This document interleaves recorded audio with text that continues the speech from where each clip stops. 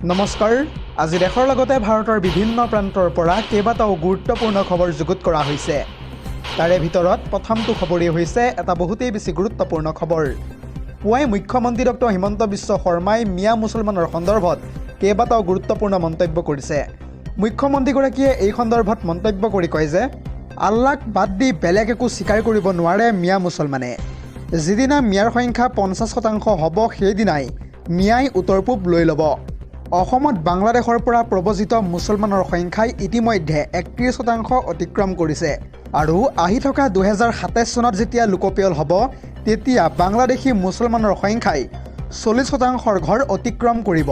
মুঠতে যি কি নহওক হিন্দু ধৰ্মই সকলোকে আদৰি লয়, কিন্তু মিয়াৰ মতে ৰাষ্ট্ৰতকৈ ডাঙৰ ধৰ্মহে। আল্লাহৰ বাহিৰে মিয়াই বেলেগক কেতিয়াও স্বীকাৰ কৰিব নোৱাৰে। হিন্দু এজনক সুধিলে ৰাষ্ট্ৰ ডাঙৰ বুলি কয়। আনফালে যিহেতু এতিয়া প্ৰতিদিনে এগৰাকীকৈ ছোৱালী লাভ জেহাদৰো বলি হৈছে, বাংলাদেশৰ পৰা অহা মানুহে চিকেন নেকৰ দুয়োফালে নিগাজিকৈ বহিবলৈ আৰম্ভ কৰিছে। কংগ্ৰেছৰ তুষ্টিকৰণৰ বাবে এটা নতুন সভ্যতাৰ সৃষ্টি হ'ল আৰু তাৰ পিছতেই 1.5 কোটি মানুহে এক নতুন সভ্যতা পালে। আৰু কাইলৈ ভাৰত বাংলাদেশৰ মাজত যুদ্ধ হ'লে এই মানুহবোৰ কাৰ পক্ষত থিয় হ'ব বুলি এতিয়া মন্তব্য কৰিছে মুখ্যমন্ত্ৰী ডক্টৰ হিমন্ত বিশ্ব শৰ্মাই। ইয়াৰ উপৰিও কেৱল নামনি অসমতেই নহয়, উজনি অসমতো এতিয়া বৃদ্ধি পাইছে মিয়া মুছলমানৰ ব্যাপক আগ্ৰাসন। ইয়াৰ উপৰিও তিনিচুকীয়াতো এতিয়া মিয়া মুছলমান লোকৰ সংখ্যা বৃদ্ধি পাইছে বুলি স্পষ্টভাৱে মন্তব্য কৰিছে মুখ্যমন্ত্ৰী ডক্টৰ হিমন্ত বিশ্ব শৰ্মাই।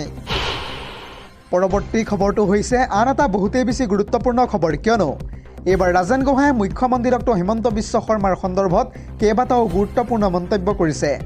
ৰাজেন গোহাঁয়ে এই সন্দৰ্ভত মন্তব্য কৰি কয় যে অসমীয়া হিন্দু আৰু মুছলমানৰ সম্প্ৰীতি এতিয়া শেষ কৰিব বিচাৰিছে মুখ্যমন্ত্ৰী হিমন্তই।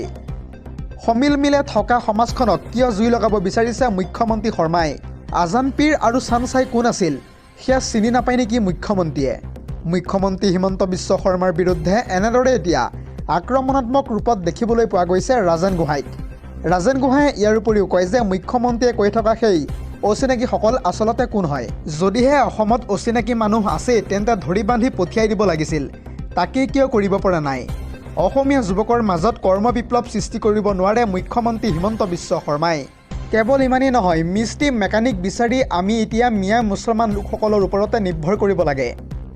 মুখ্যমন্ত্ৰীয়ে কোৱা সেই অচিনাকি লোককে প্ৰয়োজনত আমি মাতিবলগীয়া হয়। বাংলাদেশীৰ বিৰুদ্ধে সজাগ সচেতন বুলি তেওঁ মাত্ৰ দেখুৱাবহে বিচাৰিছে।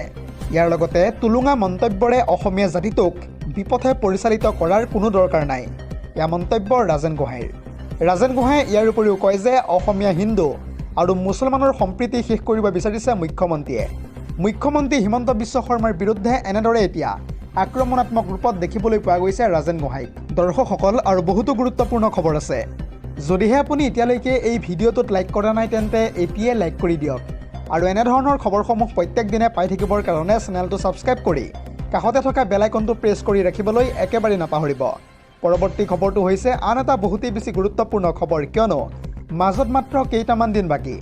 যিহেতু আহি থকা 1 তাৰিখৰ পৰা আৰম্ভ হ'ব বাবু আঁচনিৰ কাম, আৰু এই সন্দৰ্ভত পুৱাই মুখ্যমন্ত্ৰী ডক্টৰ হিমন্ত বিশ্ব শৰ্মাই কৰিছে কেইবাটাও গুৰুত্বপূৰ্ণ মন্তব্য, আৰু এই সন্দৰ্ভত সবিশেষ তথ্য চাওঁ আহক। পুনৰ জনাইছোঁ, নতুন বছৰত যুৱকসকললৈ চৰকাৰে লৈ আহিব এক ডাঙৰ উপহাৰ। আহি থকা 1 জানুৱাৰীৰ পৰা ৰাজ্যত আৰম্ভ হ'ব বাবু আঁচনিৰ কাম। বাবু আঁচনিৰ জৰিয়তে এইবাৰ যুৱকসকলক দিয়া হ'ব অগ্ৰাধিকাৰ। যুৱতী মহিলাসকলৰ লগতে যুৱকসকলকো আগুৱাই নিয়াৰ লক্ষ্য ইতিমধ্যে নিৰ্ধাৰণ কৰিছে বিজেপি চৰকাৰে, আৰু তাৰ বাবে আপুনি এতিয়াই সাজু কৰক সকলো নথিপত্ৰ। শীঘ্ৰেই বৃদ্ধি পাব ইয়াৰ উপৰিও বৃদ্ধ পেঞ্চনৰ ধনো। এনেদৰে এতিয়া যুৱকসকলৰ লগতে বৃদ্ধসকলকো আবেদন কৰিবলৈ বিনম্ৰভাৱে অনুৰোধ জনাইছে মুখ্যমন্ত্ৰী ডক্টৰ হিমন্ত বিশ্ব শৰ্মাই।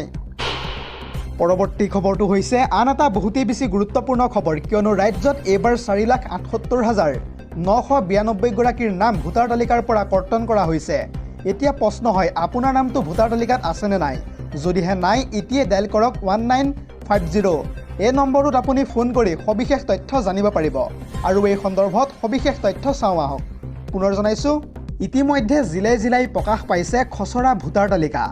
প্ৰায় 126টা সমষ্টিৰ বাবে প্ৰকাশ পালে খচৰা ভোটাৰ তালিকা। অসমত সৰ্বমুঠ 2,51,09,754 গৰাকী আছে ভোটাৰ। ইয়াৰে ভিতৰত 4,78,992 গৰাকীৰ নাম কৰ্তন কৰাৰ বাবে চিনাক্ত কৰিছে নিৰ্বাচন আয়োগে। এটা গুৰুত্বপূৰ্ণ খবৰ জনাই আছোঁ এই মুহূৰ্তত। ইয়াৰ উপৰিও 5,23,680 গৰাকী ভোটাৰে নিজৰ ঠিকনা ইতিমধ্যে সলনি কৰিছে। আৰু যদিহে আপোনাৰ নাম তালিকাৰ পৰা কৰ্তন কৰা হৈছে তেন্তে চিন্তা নকৰিব। ভোটাৰ তালিকাত কিদৰে অন্তৰ্ভুক্ত কৰিব পাৰিব নিজৰ নাম, এই সন্দৰ্ভতো জনাই যাম সবিশেষ। প্ৰথমতেই আপোনালোকক জনাওঁ যে আহি থকা 22 জানুৱাৰীৰ ভিতৰত দিব পাৰিব আপুনি অভিযোগ। যিহেতু 3, 4 আৰু 10, 11 জানুৱাৰীত নিৰ্বাচন আয়োগে চলাব বিশেষ ড্ৰাইভ আৰু সদৌশেষত আহি থকা ফেব্ৰুৱাৰী মাহৰ 10 তাৰিখে প্ৰকাশ পাব চূড়ান্ত ভোটাৰ তালিকা। এনে ক্ষেত্ৰত কাৰোবাৰ উজুৰ আপত্তি থাকিলে শীঘ্ৰেই দাখিল কৰিব পাৰিব অভিযোগ। যিহেতু যোৱা 27 ডিচেম্বৰৰ পৰাই আহি থকা 22 জানুৱাৰীলৈকে সময়সীমা নিৰ্ধাৰণ কৰা হৈছে। এইখিনিতে আপোনাক জনাওঁ যে খচৰা ভোটাৰ তালিকাত আপোনাৰ নামটো আছে নে নাই এতিয়াই পৰীক্ষা কৰক। যদিহে আপোনাৰ নাম আছে কিদৰে চাব অনলাইন তালিকাত জনাইছোঁ সবিশেষ। নতুন ভোটাৰসকলে কিদৰে নাম অন্তৰ্ভুক্তি কৰিব পাৰিব আবেদন প্ৰক্ৰিয়াত চাওঁ আহক। ইয়াৰ বাবে 3খন প্ৰপত্ৰ পূৰণ কৰিব লাগিব আপুনি। নতুন বা প্ৰথমবাৰ ভোটাৰ অন্তৰ্ভুক্তিৰ বাবে ফৰ্ম 6 পূৰণ কৰিব লাগিব। নাম কৰ্তন বা অন্তৰ্ভুক্তিৰ বিৰুদ্ধে আপত্তি থাকিলে ফৰ্ম 7 পূৰণ কৰিব লাগিব আপুনি। ইয়াৰ উপৰিও ঠিকনা সলনি, পৰিচয় পত্ৰ সলনিৰ বাবে ফৰ্ম 8 পূৰণ কৰিব লাগিব আপুনি। আৰু যিকোনো সহায়ৰ বাবে BLOৰ সৈতে তাৎক্ষণিকভাৱে আপুনি যোগাযোগ কৰক। ইতিমধ্যে যিহেতু মুকলি কৰা হৈছে বিশেষ ফোন নম্বৰো 1950 নম্বৰত ফোন কৰিও আপুনি দিব পাৰিব অভিযোগ। অনলাইনত নাম চাবৰ বাবে voters.eci.gov.in প্ৰথমতে আপুনি লগইন কৰক আৰু লগইন কৰাৰ পিছতে তালিকাত আপোনাৰ নামটো আছে নে নাই স্পষ্টভাৱে আপুনি নিৰ্ধাৰিত কৰিব পাৰিব। পৰৱৰ্তী খবৰটো হৈছে আন এটা বহুতেই বেছি গুৰুত্বপূৰ্ণ খবৰ, কিয়নো 1.5 বছৰীয়া এটি কণমানিয়ে ইতিমধ্যে গঢ়িছে বিশ্ব ৰেকৰ্ড। আৰু সেই কণমানি শিশুটোৱে কেনেদৰে বিশ্ব ৰেকৰ্ড গঢ়িবলৈ সক্ষম হৈছে এই সন্দৰ্ভত চাওঁ আহক আমাৰ এই এক্সক্লুচিভ প্ৰতিবেদন। পুনৰ জনাইছোঁ, মাত্ৰ 1.5 বছৰ বয়সতে আয়াজ আজিলে পুনৰ গঢ়িলে ৰেকৰ্ড। বিশেষ স্বীকৃতিৰে 18মহীয়া আয়াজ আজিলে নগাঁৱলৈ কঢ়িয়াই আনিছে এতিয়া গৌৰৱ। নগাঁৱৰ সোহাইল আনোৱাৰ চৌধুৰী আৰু ৰ'জানা মমতাজৰ সন্তান তথা আয়াজ আজিলে পুনৰ গঢ়িবলৈ সক্ষম হৈছে বিশ্ব ৰেকৰ্ড। ইণ্ডিয়া বুক অফ ৰেকৰ্ডত নাম অন্তৰ্ভুক্তিৰে গৌৰৱ কঢ়িয়াই আনিছে এতিয়া আয়াজে নগাঁৱলৈ। কম সময়ৰ ভিতৰতে আয়াজে ক'ব পাৰে কেইবাখনো দেশৰ লগতে বাহনৰ নাম। কেৱল ইমানেই নহয়, 5 মিনিটতে 45খন দেশৰ লগতে 27খন বাহনৰ নামো ক'বলৈ সক্ষম হৈছে ইতিমধ্যে আয়াজে। ইয়াৰ উপৰিও 24টা প্ৰাণী, 23টা ঘৰুৱা সামগ্ৰী, 10টা ৰাষ্ট্ৰীয় চিহ্ন, ইয়াৰ উপৰিও 8টা গ্ৰহৰ নামো ক'বলৈ সক্ষম হৈছে। লগতে সাধাৰণ জ্ঞান, ইংৰাজী বৰ্ণমালাও 5 মিনিটতে ক'বলৈ সক্ষম হৈছে আয়াজে। এই সকলোবোৰ 5 মিনিটতে ক'বলৈ সক্ষম হোৱাৰ বাবে আয়াজে ইতিমধ্যে লাভ কৰিছে বিশ্ব ৰেকৰ্ডৰ সুবিধা। পৰৱৰ্তী খবৰটো হৈছে কিছু মুহূৰ্তৰ পূৰ্বে মুখ্যমন্ত্ৰী হিমন্ত বিশ্ব শৰ্মাই শংকৰাজানক লৈ কেইবাটাও ডাঙৰ মন্তব্য কৰিছে। মুখ্যমন্ত্ৰীগৰাকীয়ে এই সন্দৰ্ভত স্পষ্টভাৱে মন্তব্য কৰি কয় যে এইখন আজান ফকীৰ বাঘ হাজৰিকাৰ অসম নহয়। আজান ফকীৰ বাঘ হাজৰিকা অসমৰ মানুহেই নহয়। শংকৰাজানৰ আজান শব্দটো অসমত ক'ৰ পৰা কেনেকৈ সোমাল? অসমত শংকৰ মাধৱ আছিল, কিন্তু আজান নাছিল। শংকৰ আজান নহয়, এয়া শংকৰ মাধৱৰহে দেশ। আৰু তাৰ পিছতেই শংকৰ আজানে কেতিয়া একেলগে ধৰ্ম প্ৰচাৰ কৰিছিল বুলি প্ৰশ্ন কৰিছে হিমন্ত বিশ্ব শৰ্মাই। লগতে বাঘ হাজৰিকাক লৈ ক'ৰ পৰা আহিল বুৰঞ্জীৰ তথ্য? বাঘ হাজৰিকা হৈছে এক কাল্পনিক চৰিত্ৰ। সভ্যতাৰ যুঁজত আমাক ভিতৰৰ পৰা দুৰ্বল কৰাৰ ষড়যন্ত্ৰ হৈছে এয়া।